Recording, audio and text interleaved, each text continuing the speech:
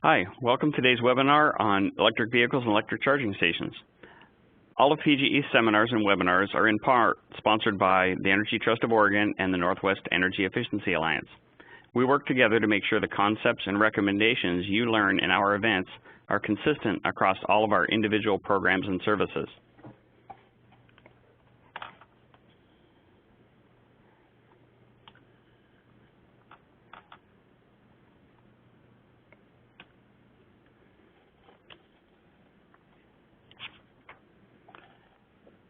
So I want to thank Beth for that introduction, first of all.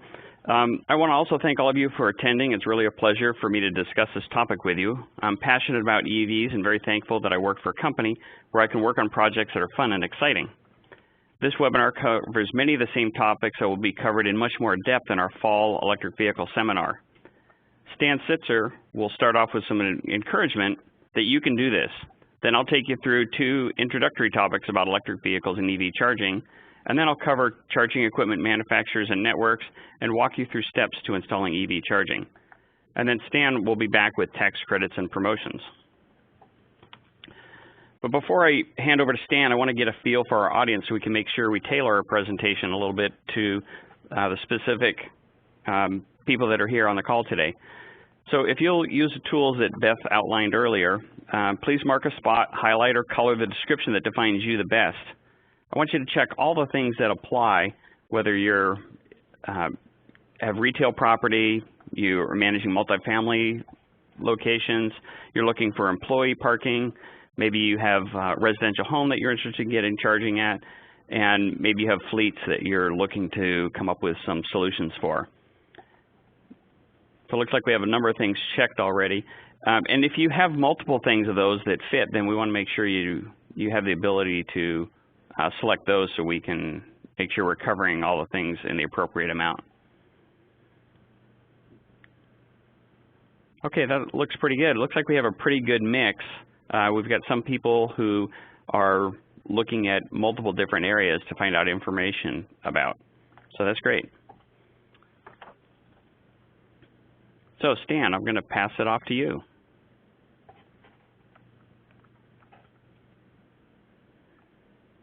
Good morning. Electricity is a well-established product with a number of traditional uses we're all familiar with. We use it for lighting. We use it to help us get work done. And we use it to heat and cool our buildings. Here's a satisfied customer with a couple of space heaters fired up. But every once in a while, there's a new application that comes along, like electric vehicles. For example, here's an established product with some traditional uses, Bayer aspirin. We take it for pain relief, for headaches, for muscle aches. But every once in a while, there's a new application. And in the case of Bayer, it's become the wonder drug that works wonders.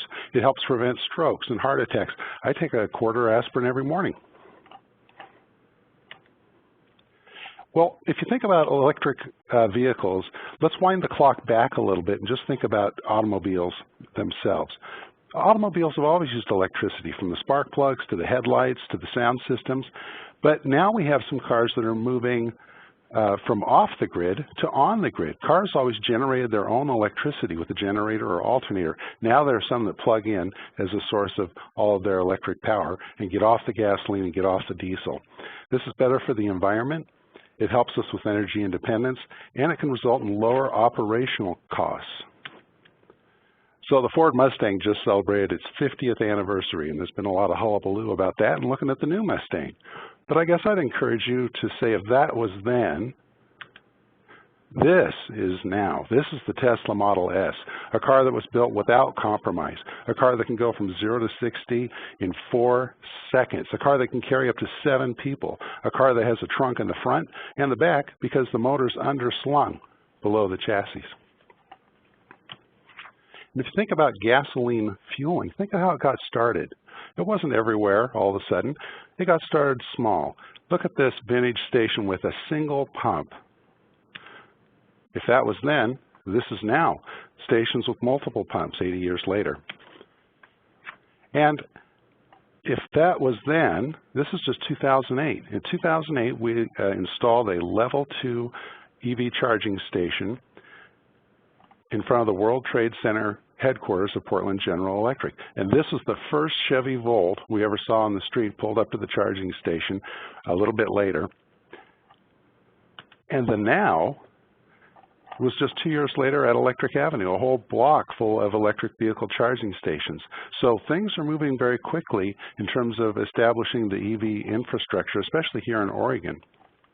And this is something that is practical in a very short time to drive an electric vehicle locally or to drive one longer distances. You know, when we think about electric transportation, we tend to go to the passenger cars first because we see those on the street and they're in the headlines. But there are a variety of applications we want to encourage you to consider for electric transportation. Forklifts have come a long way. There are heavier duty forklifts using electric drive, crane electrification, truck stop electrification, so you don't have to run a diesel rig all night just to keep a reefer unit cold. And then yard trucks, which traditionally have had the old tired truck, the dirtiest truck in the fleet, doing yard work, that can be electrified and clean up your act.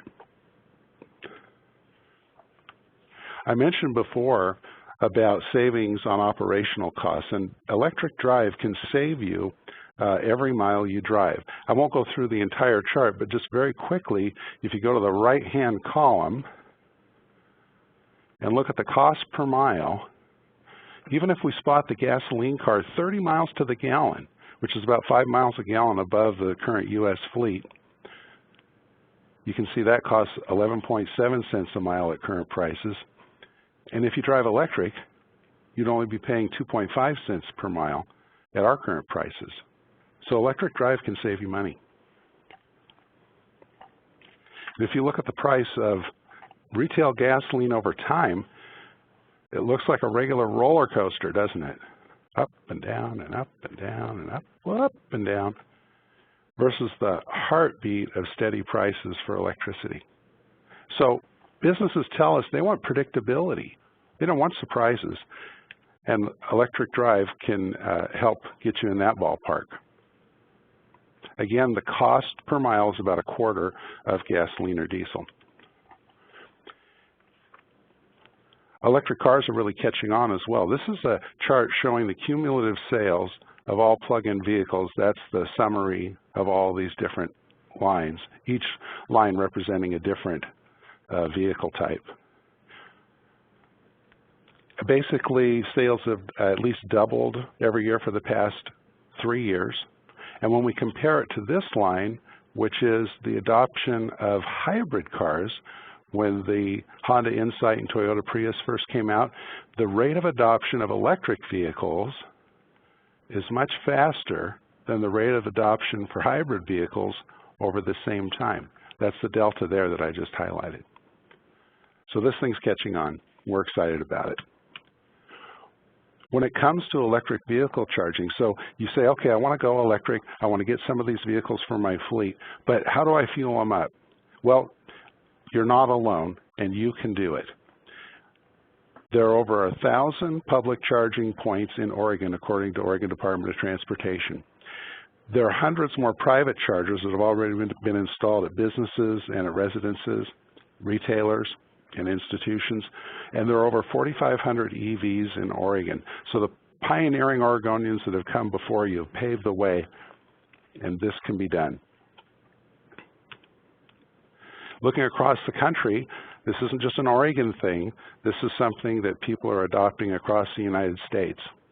There's generous federal incentives for the vehicles, and most states have some sort of incentives, and I'll get to that later in the presentation about what Oregon does for you in terms of installing the EV charging.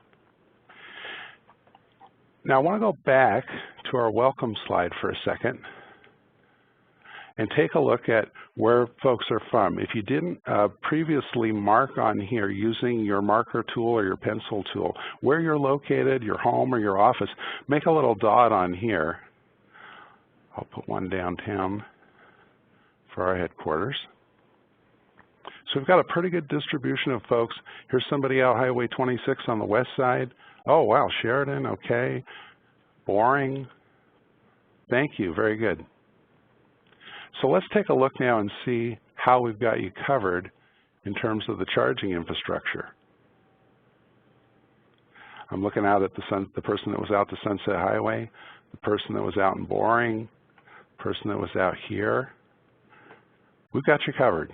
You can go where you want to go, whether you want to take a trip up and down the coast, whether you want to go up or down I-5. You can go as far as Ashland using quick chargers installed all along I-5 or north to Seattle. Hey, this isn't rocket science.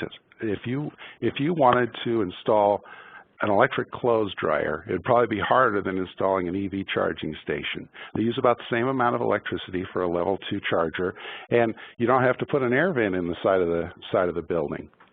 It's something that we've done before. We've even helped simplify the building codes in Oregon, so in most cases a level 2 charger is a minor label permit process. If you look around you, you'll see all kinds of different electric transportation, not just the cars, but there are cars, trucks, street cars, delivery vans. There's even the OHSU tram. My own commute is all electric. I get in an electric car and drive to the park and ride at the MAX, then I take the MAX downtown. So the technology's here, the charging options are here, and we can help you get it done. Thanks. Hey, thanks a lot, Stan. Stan mentioned earlier about the Tesla Model S, and I want to tell you a little bit about my EV journey, and I do have a Model S. I started off with a 1985 Ford Escort conversion, and then I moved on to upgrading that car to a 1995 car. When I got these cars, they were still 20 years old, or 15 or 20 years old at the time, and so I upgraded to a 95. I just recently had a 2001 Toyota RAV4 that was a demo from Toyota that we had to return, but I got to drive that quite a bit for Portland General Electric. Now I have my Model S. Now it's a 2013 Nissan Leaf Model S, but it's still a Model S, and so I get people with that all the time. But, you know, it's not about me. It's really about the vehicles. So I'd like you to take your marker tools now and mark on here in the different locations that you've either seen vehicles, maybe you've seen them in the wild just out on the street, maybe you've rented one or using a car share program that has one, maybe you've test driven one, or if you're a regular EV driver, go ahead and check where that might be. Maybe you're a regular driver at work because they have them at work available. So take your marker tools and check on there. And if you own an EV, go ahead and mark on those as well. I'd like to kind of get an idea of how many people out there have the different, have seen them or had them in a regular place. So it looks like we do have some regular drivers. We got a couple people that own them. That's pretty good. And some people that have rented or shared them. So some people at work, maybe some showing on there have borrowed them from a friend. Looks like most of the people have at least seen one in the wild.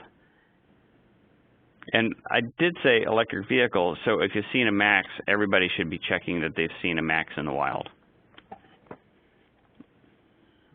All right, thanks a lot. So we're going to talk a little bit about the electric vehicles. I'm not going to go through this whole table, but also just remember you'll be getting a copy of the slides for this. You know, later on, Beth will tell you how you can get that.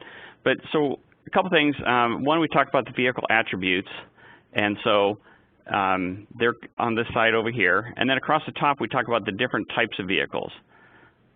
And so a hybrid vehicle, like Stan was talking about, is a Toyota Prius.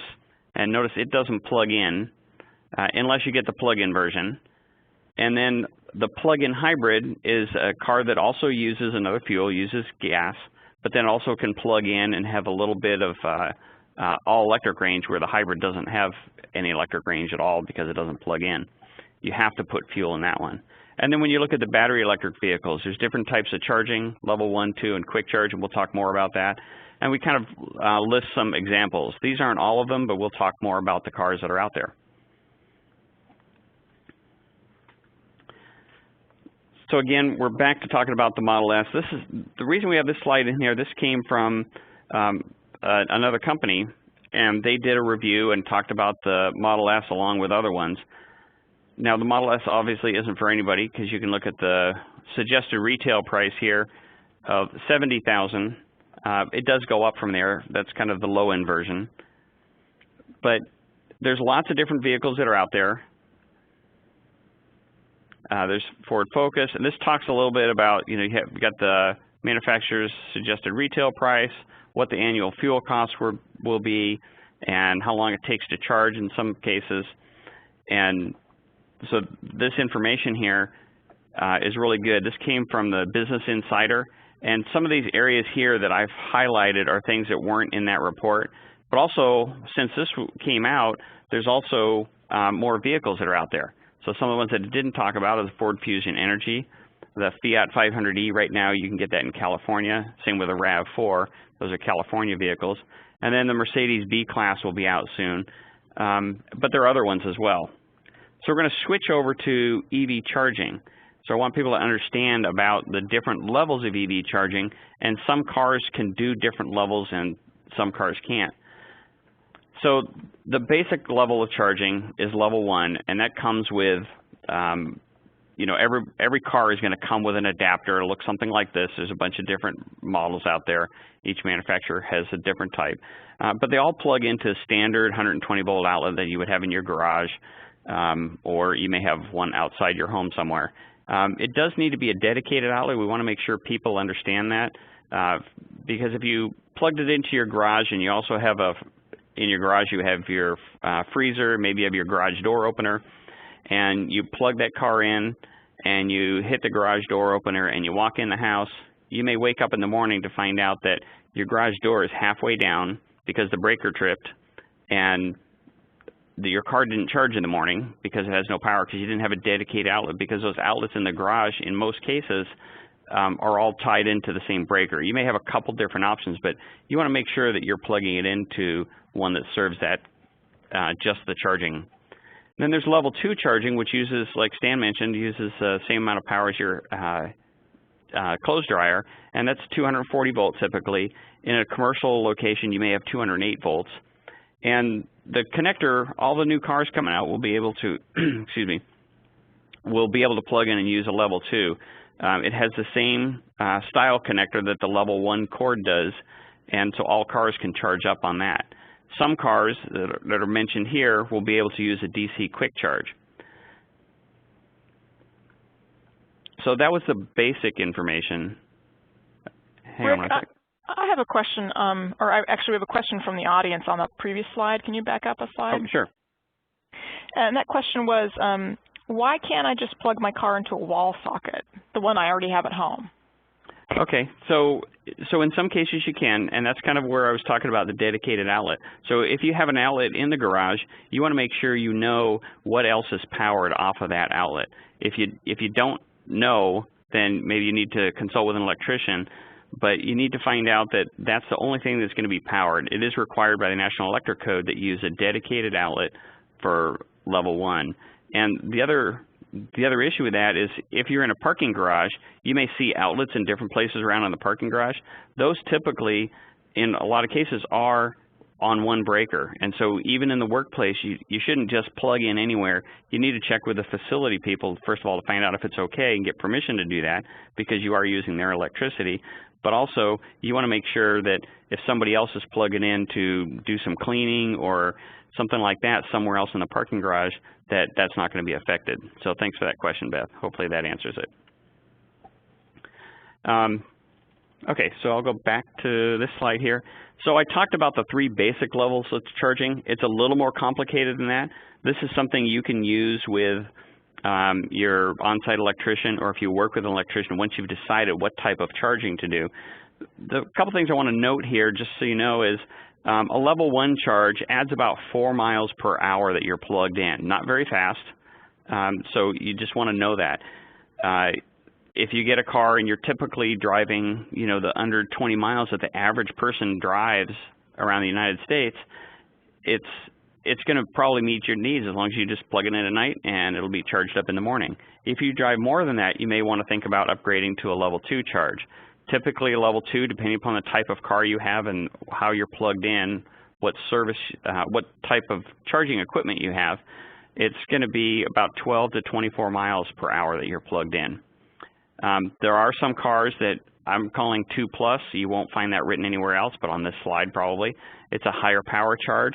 And there's delivery trucks, and also the Tesla Roadster and Model S use a version of level 2 that's higher power than the typical ones that are out there. There's also DC quick charging, and DC quick charging adds about 4 miles per minute of charge. Again, it's dependent upon the charging station that's out there. There are various load levels of chargers that are available. And then also it's going to depend on where you're at in your charge. As you get closer to the end of your charge, that's going to slow down quite a bit. And there's a bunch of different types of cars that can quick charge. The other thing you'll need to know is there's 2 connector standards. The SAE combo is the newest one, so GM, BMW, and Volkswagen, those vehicles will use this SAE combo connector. And then there's a Tesla supercharger that if you're lucky enough to have a Model S that's not just a Nissan Model S, then that'll be one for you here. You can charge up 30 minutes to up to about another 300-mile range. So I see we have another question. Yes, Rick, thank you. Will the SAE combo standard be compatible with CHAdeMO? In other words, will a Nissan Leaf be able to plug into SAE combo? So unfortunately, the answer to that is no.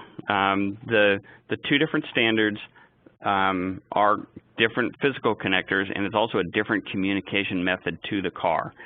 So the cars that will charge up on the CHAdeMO, which is the ones we have in Oregon right now, are just CHAdeMO.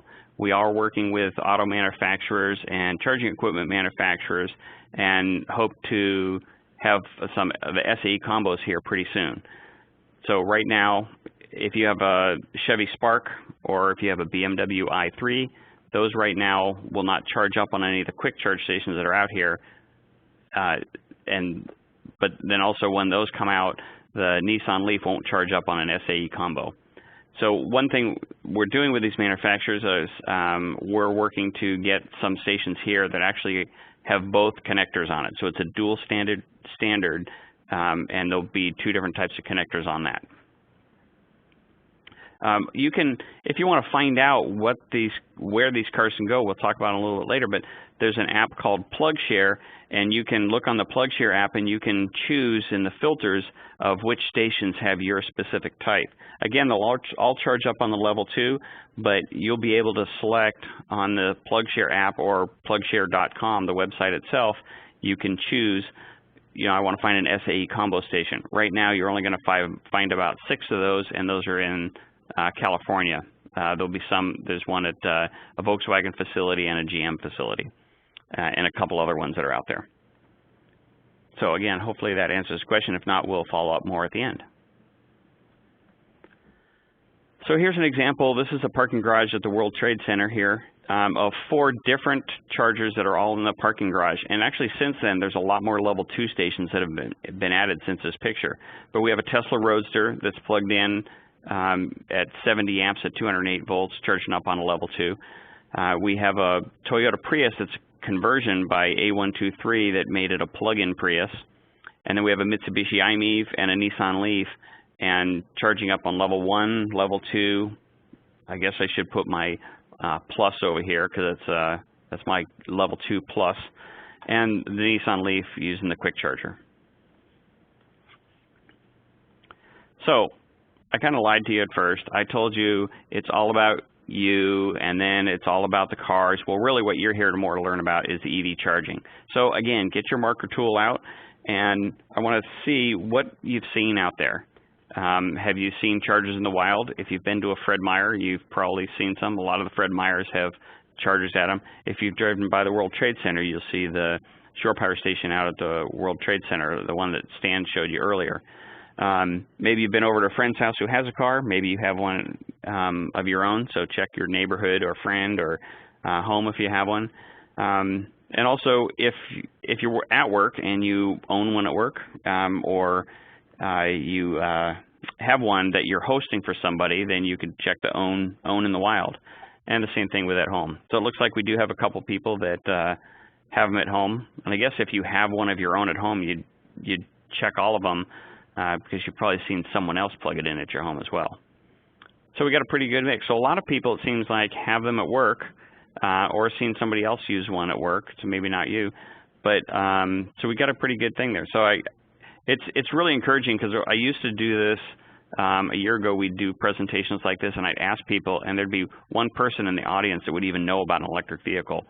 So this is great to see the numbers of people out there that are on board already and know what we're talking about a little bit here. All right, thanks a lot. So Stan was showing pictures about how you can drive around. Locally, we look to make sure people were covered. So we're going to start talking about kind of networks a little bit, and there's DC quick charger networks.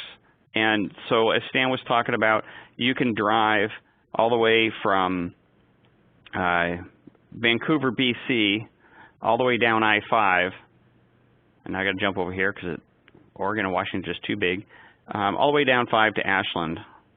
And if you have a Tesla Model S, there's stations that you can drive all the way from Vancouver, BC, all the way down to San Diego using their supercharge stations. But also, for the quick chargers, there's some routes here that Washington has done to get out to kind of destination locations. And then Oregon, Stan had mentioned this as well, but you can go through Astoria and go all the way down the coast here, and you can head out to the Dalles and over, let's see, okay, Mount Hood. I lost Mount Hood. Oh, there it is. You can go out, and there's actually another charger right out here up on Mount Hood that was just commissioned recently or launched recently. And so there's a lot of these destination routes that you can go, that you can follow. And so it's just getting back and forth. And now these are quick charge stations to get you out of just the local area. And most of these are part of the West Coast Electric Highway. And so they're AeroVironment stations, and there are Blink stations that are part of that highway network. So what most of you ever hear about is really wanting to install EV charging. So now you know about the levels, and you know that there's a lot of other stations out there. There's a lot of different things to think about. You probably have all these questions. Who do I want to serve? Is it public, residence, or fleet? How people are going to pay for it? Am I going to charge a fee? Will it be free? Where are they going to go? Are they going to be spots available to the public? Are they going to be outdoors? Do I need wall mounts or pedestal mounts? If you're a multifamily, are these just for individual residents, or do I have to find some common space because they're too hard to get to just the resident spots? So we're going to make this easy for you. We're going to go through a bunch of different steps. So we have 6 steps here to walk through, and the first one is the charging level. So I know you probably don't remember that. You don't have that whole slide memorized of the more detailed one, but when you get a copy of the slide deck, take a look at that one and think about what you're going to need. So we're going to talk about this charging level here, and this might help you out a little bit. This is kind of a consolidation of the different slides. So we talk about level 1 charging here, and that's typically, if you're going to park in places where you have a long time to park, that'll probably meet your needs. So residents, 8 to 10 hours are going to be there. Workplace, people are there typically at least 4 to 8 hours. So depending upon your drive, level 1 might work for you.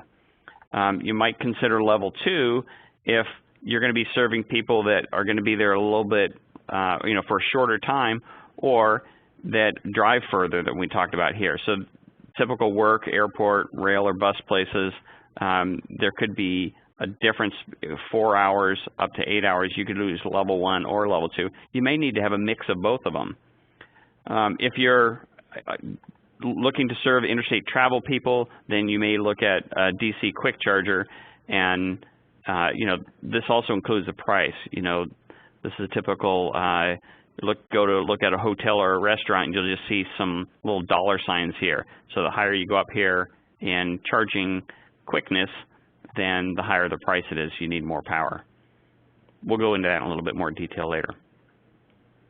So the next thing you need to figure out is, am I going to charge a fee or is it going to be free?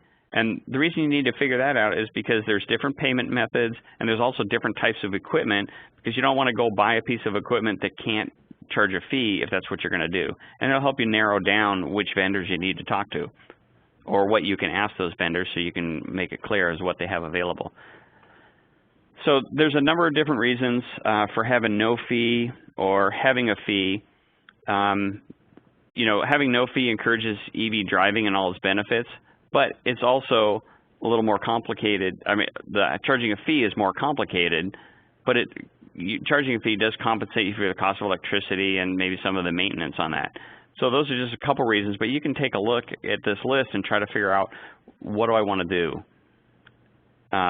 Sometimes, one of the other ones I want to highlight here is, sometimes it may cost you more to set up a system for payment than you're going to collect, especially if you put in some level 1 stations. It may take, you know, there's some communication costs with some of those stations.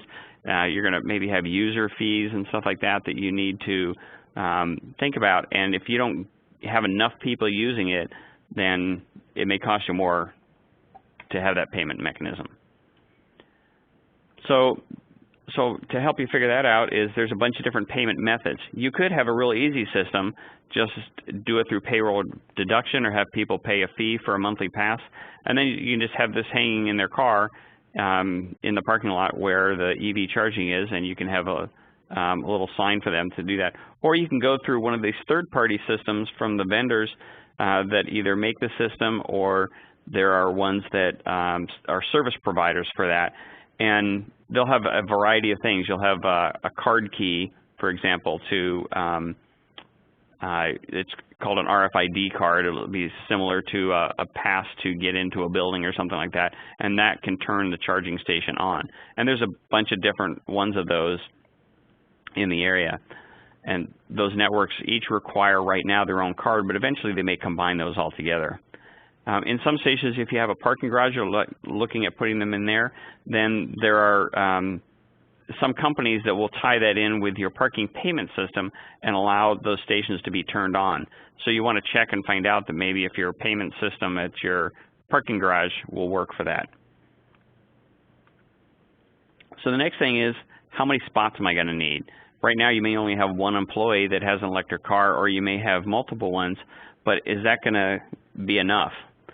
So there's different ways to do that. You can go through and find out, maybe do a survey through your employee, with your employees, and say, well, how many people are thinking about getting a car? An easier way to do that, though, is go outside, look in the parking lot, and see how many hybrid vehicles you have out there. Remember, Stan was talking about that growth of hybrid vehicles. It took a long time, and electric vehicles are already double that. We're finding out that a lot of people who are driving electric cars now used to have a hybrid car. They were early adopters in that market, and now that's growing.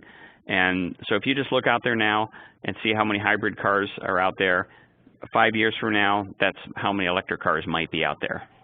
I'm not promising those numbers, but you want to think about that. So the other part about that, though, is whatever you put in now, you're probably going to need more later. So let's think about that a little bit here.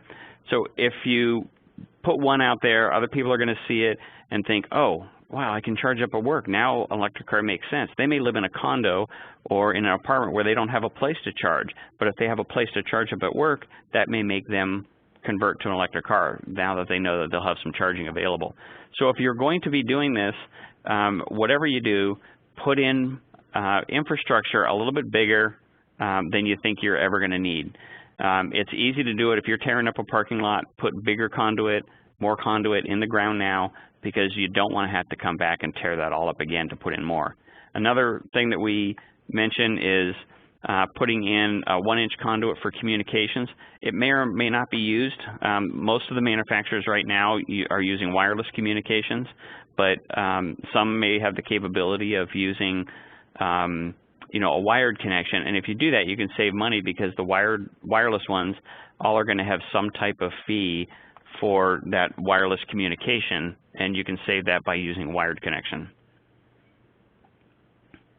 So the next thing is funding. How much is it going to cost?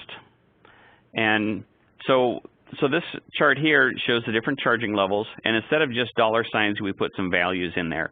Now, this has been changing because specifically the DC quick charge stations, some of those stations themselves used to cost $80,000 to $100,000 when they first came out. Now there's some that are around $15,000. Actually, I think there's some that are $10,000 now.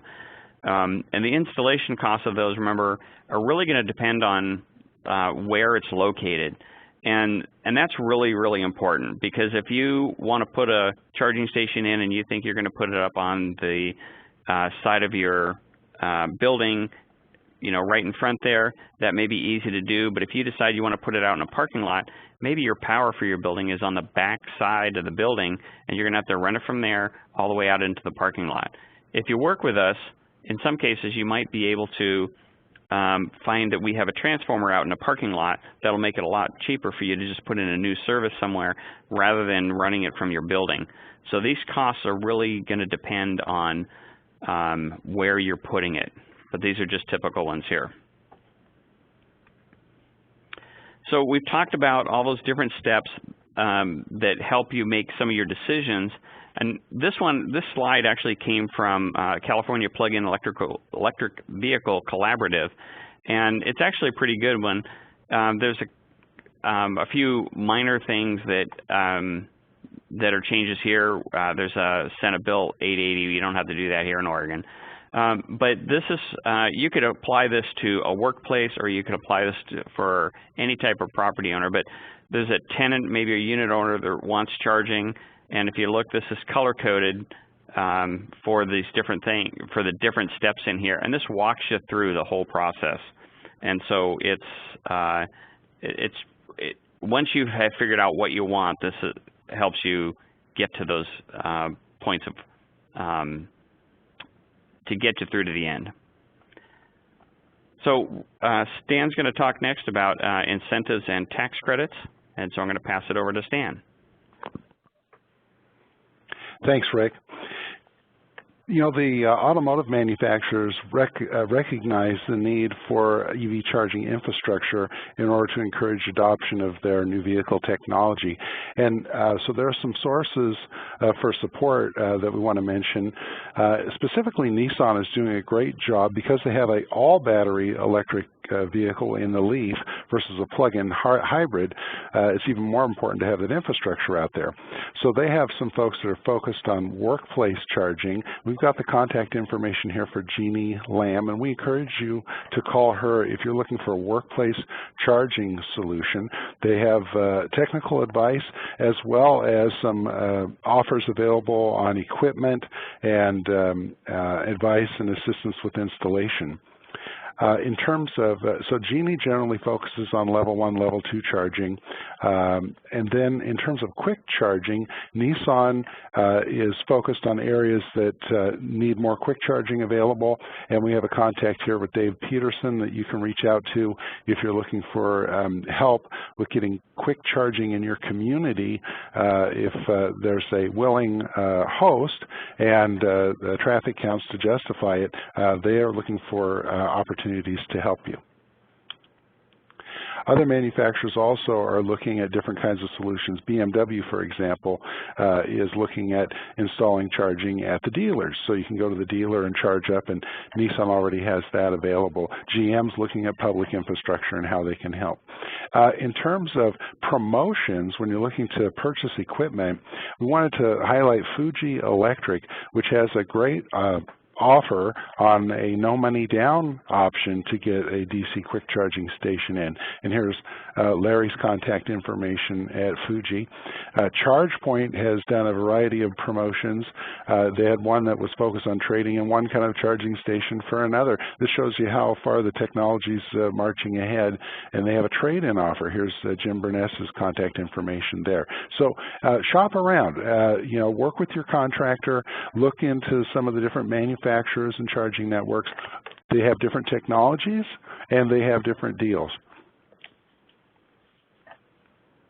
These offers come and go, and so you can also contact us at PGE and ask us what's the latest and greatest stuff you guys have heard about. State of Oregon, I mentioned this before, has a wonderful incentive for you to install electric vehicle charging as an alternate fueling station. In terms of businesses, the credit can be up to 35% of the cost of the installation, and the credit can be up in the tens of thousands of dollars. You have to apply for this, and they have these different windows. You can go to the website that we have marked here, and they have these windows of opportunity where you apply, you get your project pre-approved, and then you can go forward with that. So we encourage you to look into that program and go to that website if you're a business, either an employer for employee charging or retailer for guest charging, or any business. This is the place to go. On the personal side, if you want to put one in your garage, the credit's a little more modest, 25% of the cost, up to $750. But a typical EV charging station costs about, a level 2 station for home use costs about $750. So that could cover the cost of the charger, and then you'd pay for the installation, for example. Here's the website with contact info there, and we encourage you to look into that. We also wanted to put the contact information for our good friend Rick Wallace at the Oregon Department of Energy, and he could give you information on what the state of Oregon is doing to encourage alternative fueling, especially if you are a fleet and have fleet charging needs. Contact Rick, and he'll have good advice about what's available in terms of the Clean Cities program of the Columbia Willamette and also the state of Oregon. Well, we're not going to leave you short on people to call and talk to, reach out to. Here is our treasure chest of electric vehicle charging equipment contacts for our area. There's a variety of different manufacturers. Some of the big folks like General Electric, Leviton are there, and then there's also locally owned and operated companies like OpConnect and Shore Power right here in the Portland area. We encourage you to reach out to them and find out what's available and how they can help you. This is on the slide deck that you can get from Beth afterwards. You know, as a final parting thought, we just want to encourage you to keep it simple. It's easy with new technology to go into elaborate and expensive solutions when sometimes simple is a better way to go. This is just an example of some parking signage where, yes, you are welcome to plug in and charge up and drive on, but you wouldn't really be able to tell from the signs. We encourage something more simple like this. Thank you for saving these spots for electric vehicles. And we want to thank you for joining our webinar this morning.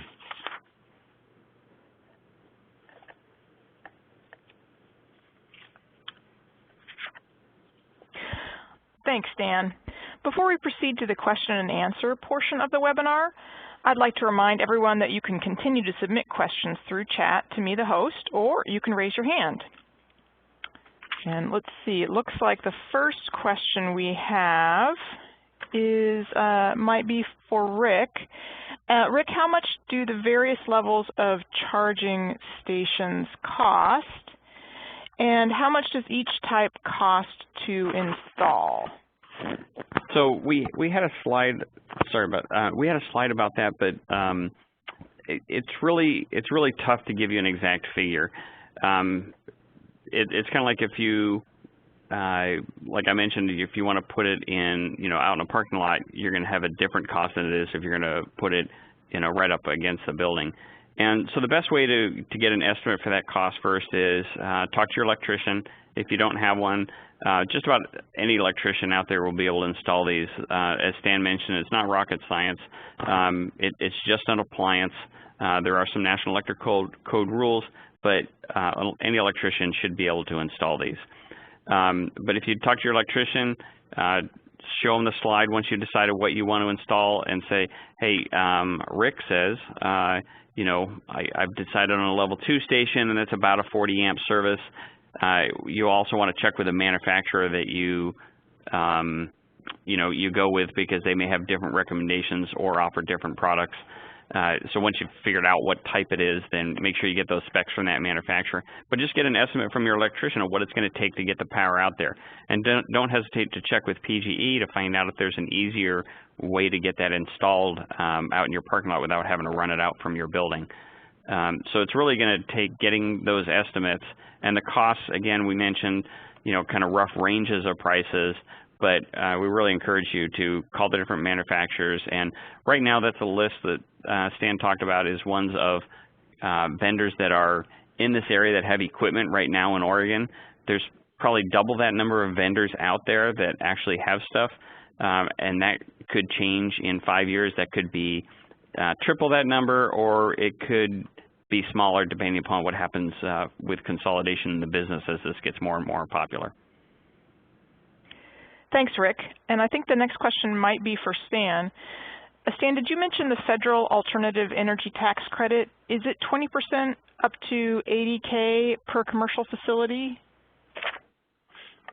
So thanks, Beth, for that question. The federal program on charging system incentives has expired at the end of 2013, but they do have a generous vehicle incentive of up to $7,500 per electric vehicle. That's still available, and that continues until, like the old hybrid tax credit, until there's 200,000 vehicles sold by each different manufacturer. So that still has some legs on it, and there's a $7,500 vehicle credit, not for the charging systems. Great, thanks, Dan. I think the next one might be for you also. What's the permitting process like, and where do I start with that?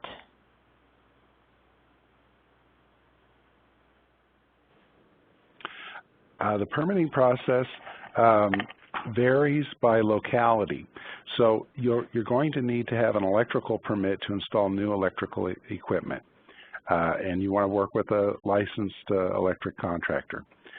But in terms of outdoor installations, you'll want to check with your local county and city governments to see if there's a planning process or any sort of review process on outdoor installations.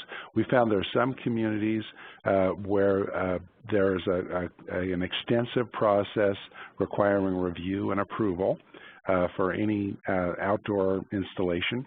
And sometimes there's rules about, what it looks like from the street, making sure it doesn't distract drivers and so forth. Then in other communities, it's a more liberal policy, and you just need to check with your county, check with your city to see what's involved. Generally, in terms of the electric side, it's pretty straightforward. You'll find that it's in many situations, it's a minor label permit that the electrician can handle themselves. So, Stan, I want to make a clarification about that minor label permit. That's good for single-family residential installations. The electricians installing those can just, they get a booklet of stickers, and then they don't need to be inspected right away. So the installer will install that, making sure he's using the right installation methods, and he'll put a sticker on it, and then once his book is full, then they send that in to the county or the city, whoever has jurisdiction over that area, for electrical inspections, and they'll do a spot check of those inspections. And then, they're not going to do all of them. If they do find a problem at any one, then they're going to go in and inspect all of them. So that's one of the restrictions on the minor label program. But that helps us save a lot of costs because the electrician doesn't have to go get a special permit. And it's not available in all single-family installations. There are some restrictions, so the electrician should be able to look that up and find that out. Thanks, Rick. Thanks, Rick and Stan. Rick, I think the next question is for you. Will I need to notify PGE if I decide to install a charging station? And how do I know if there's enough transformer capacity for EV charging? So PGE has a program when you're doing any installations at your home or business. If you're going to be increasing the load there, they recommend that you talk to PGE, and you'll fill out what we call a request for service, and there's one for commercial, one for residential, and that's on PGE's website.